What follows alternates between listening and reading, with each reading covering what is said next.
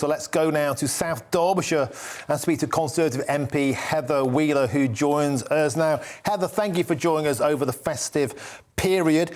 So all eyes are on the next general election, and a lot of people, perhaps even yourself, will be asking, how did we get to a position where an 80-seat majority has been squandered so quickly, and now practically every pollster and pundit in the land is saying Keir Starmer is most likely going to be the next Prime Minister, except we do believe in miracles, especially at the Christmas time.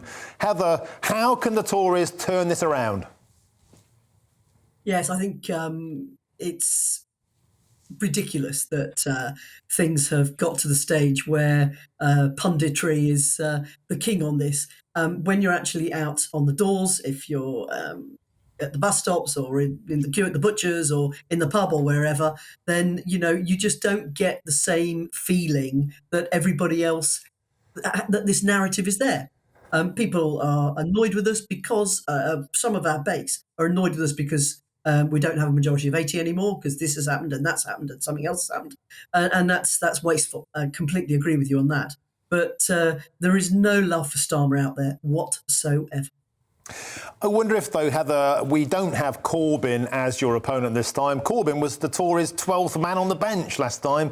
ABC, anyone but Corbyn did you a favour. Starmer, however, doesn't quite pose the same risk to national security.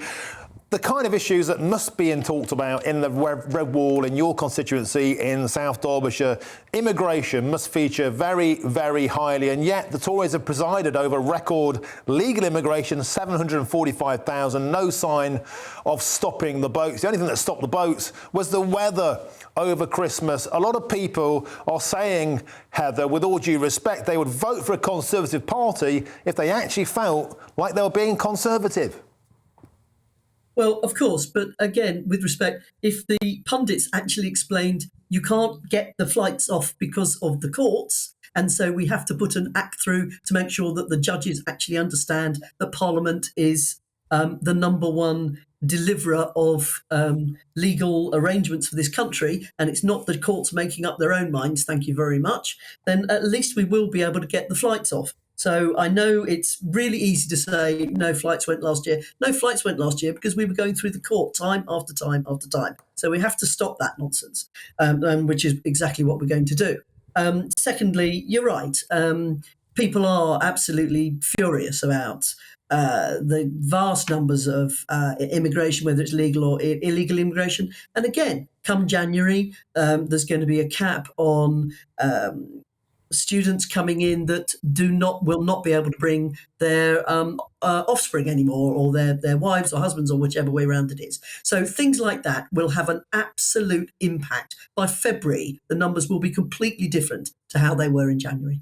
OK, and Heather, people are going to be helping for a handout. It's the economy, stupid, as Clinton said. Taxation looming. You have to make a tax cut now, don't you? 24 straight tax rises, the highest taxation policy since World War II. A lot of people out there thinking they voted Boris and got Jeremy Corbyn. It's time for a tax break, surely.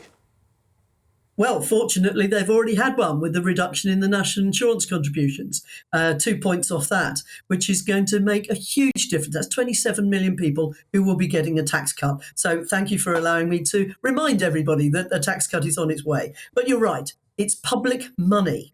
People understand that actually they spend it better than government does. So as a proper Conservative, I understand that. I've known that since I was 14. So, we will get back to that, and we will start spending the public's money in a better way.